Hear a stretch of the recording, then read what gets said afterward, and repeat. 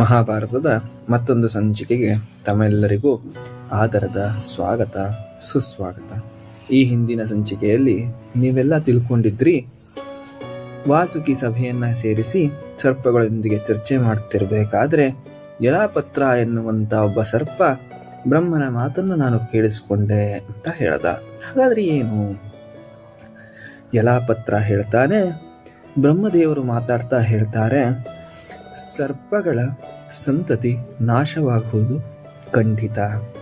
ಯಾಕೆ ಅಂತ ಕೇಳಿದ್ರೆ, ಆವಾಗಿನ ಕಾಲದಲ್ಲಿ ಇಡೀ ಸರ್ಪವೇ ಭೂಮಿ ತುಂಬ ತುಂಬಿಕೊಂಡ್ಬಿಟ್ಟಿತ್ತು. ಅದರಲ್ಲೂ ದುಷ್ಟ ಸರ್ಪಗಳು ಹೆಚ್ಚಾಗಿದ್ದು, ಜನರನ್ನ ಕಚ್ಚುವುದು, ಪ್ರಾಣಿಗಳನ್ನ ಹಿಂಸಿಸುವುದು, ಎಲ್ಲೆಂದರಲ್ಲಿ ತೊಂದರೆ ಕೊಡುವಂತಹ ಸರ್ಪಗಳು ತುಂಬಿ ಹೋಗಿದ್ದು. ಇವುಗಳ ನಾಶಗಳಾಗಲೇಬೇಕು. ಅದಕ್ಕಾಗಿ ಈ ಜನಮೇಜಯನ ಯಾಗದಲ್ಲಿ ಸರ್ಪಗಳು ಬಂದು ಸಾಯ್ತಾವೆ.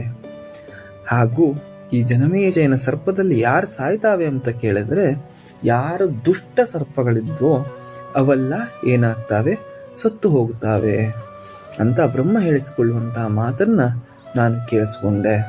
ಆವಾಗ ವಾಸುಕಿಗೆ ನೆನಪಾಗುತ್ತೆ, ವಾಸುಕಿ ಒಂದು ಕಾಲದಲ್ಲಿ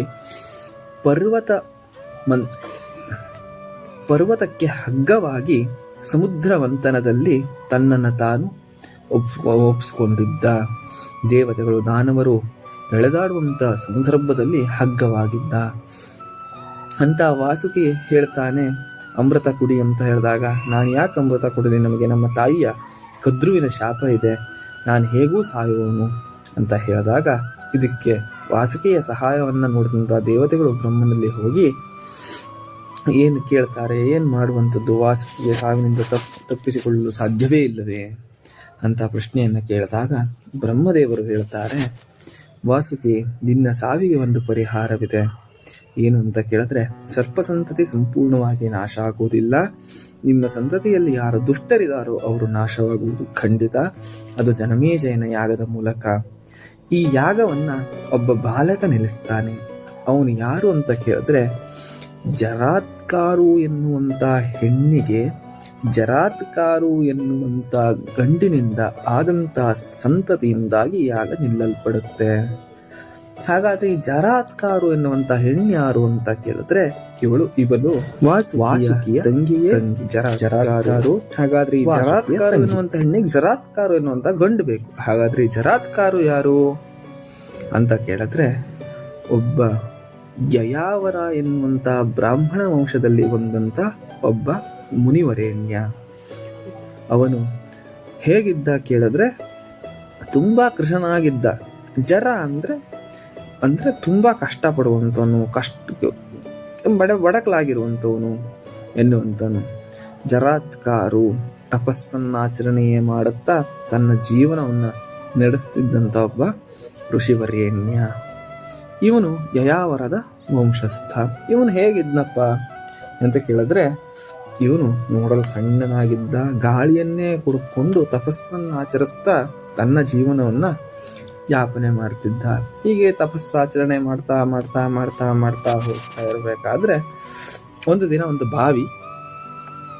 ಬಾವಿಯಲ್ಲಿ ಒಂದು ಅಡ್ಡಲಾದಂಥ ಕೊಂಬೆ, ಆ ಕೊಂಬೆಗೆ 4 ಪ್ರೇತಗಳು ಉಲ್ಟಾ ನೇತು ಹಾಕೊಂಡಿದ್ವು.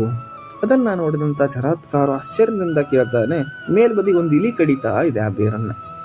ಕೇಳ್ತಾನೆ, ಯಾಕೆ ನೀವು ಹೀಗೆ ಉಲ್ಟಾ ನೇತು ಹಾಕೊಂಡಿದ್ದೀರಾ, ಕಾರಣ ಏನು ಅಂತ ಕೇಳಿದಾಗ ಆ ಪ್ರೇತಗಳು ಹೇಳಿದ್ವು, ನಮ್ದು ಒಂದು ದೊಡ್ಡದಾದಂಥ ವಂಶ ಆಗಿತ್ತು. ಆ ಕುಡಿಯಲ್ಲಿ ಕವಲು ಹೊಡೆದು ಏನಾಗ್ಬಿಟ್ಟಿದೆ, ಎಲ್ಲ ಕವಲುಗಳು ನಾಶವಾಗ್ಬಿಟ್ಟಿದೆ. ಇಲ್ಲಿ ಹೇಗೆ ಬೇರುಗಳು ಇಲಿ ತಿಂದು ನಾಶವಾಗಿದೆಯೋ ಹಾಗೆ ಕವಲುಗಳು ಜಾಸ್ತಿ ನಾಶವಾಗಿದೆ. ಆದರೆ ನಮ್ಮ ವಂಶದಲ್ಲಿ ಒಂದೇ ಒಂದು ಬೇರು ಉಳ್ಕೊಂಡಿದೆ. ಈ ಬೇರು ಉಳ್ಕೊಂಡಿದ್ದಿಲ್ಲ ಹಾಗೆ. ಆದರೆ ಅವನೂ ಸಹ ಮದುವೆ ಬೇಡ, ಮಕ್ಕಳು ಬೇಡ, ಬರೀ ತಪಸ್ಸಾಚರಣೆಯನ್ನೇ ಮಾಡ್ತಿದ್ದಾನೆ, ನಮಗೆ ಪಿಂಡದಾನವಿಲ್ಲದೆ ಮುಕ್ತಿ ಸಿಗ್ತಿಲ್ಲ ಅಂತ ಬೇಜಾರು ಮಾಡ್ಕೊಂಡ್ರು. ಅವನ ಹೆಸರು ಜರಾತ್ಕಾರು ಅಂತ ಹೇಳೋದು. ಈಗ ಜರಾತ್ಕಾರು ಮದುವೆ ಆಗಲಿಲ್ಲ ಅಂದ್ರೆ ಈ ಇಲಿಯು ಈ ಬೇರನ್ನು ಕಡಿದು ಬಿಡುತ್ತೆ, ನಮಗೆ ಪೂರ ನರಕವೇ ಗತಿ ಅಂತ ಹೇಳ್ತಾವೆ. ಹೌದಾ, ಹಾಗಾದ್ರೆ ನನ್ನಿಂದ ಈ ಥರನಾದಂಥ ತೊಂದರೆ ಆಗಿದೆಯಾ ಪಿತೃಗಳಿಗೆ ಅಂತ ಅಂದುಕೊಂಡಂಥ ಜರಾತ್ಕಾರು ಮದುವೆ ಆಗಲಿಕ್ಕೆ ನಿಶ್ಚಯ ಮಾಡ್ದ. ಆದರೆ 1-2 ಕಂಡೀಷನ್.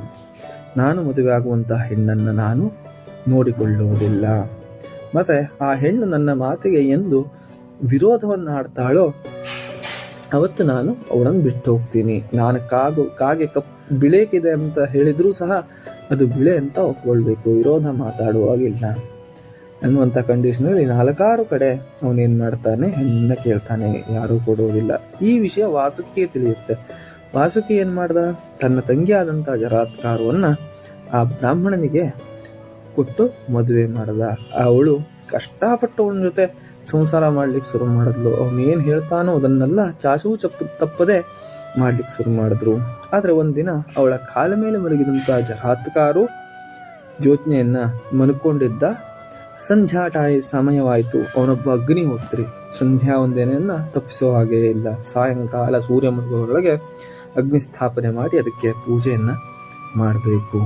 ಅಂಥ ಸಂದರ್ಭದಲ್ಲಿ ಗೊಂದಲಕ್ಕೆ ಒಳಗಾದಂತಹ ಈ ಜರಾತ್ಕಾರು ಎನ್ನುವಂಥ ವಾಸುಕಿ ತಂಗಿ ಯೋಚನೆ ಮಾಡ್ತಾಳೆ, ಏನು ಮಾಡಲಿ, ಗಂಡನನ್ನ ಎಬ್ಸಿದ್ರೆ ಅವನಿಗೆ ವಿರೋಧ ಮಾಡದಂತೆ, ಎಬ್ಸಲಿಲ್ಲ ಅಂದರೆ ಬಿಟ್ಟು ಹೋಗ್ತಾನೆ.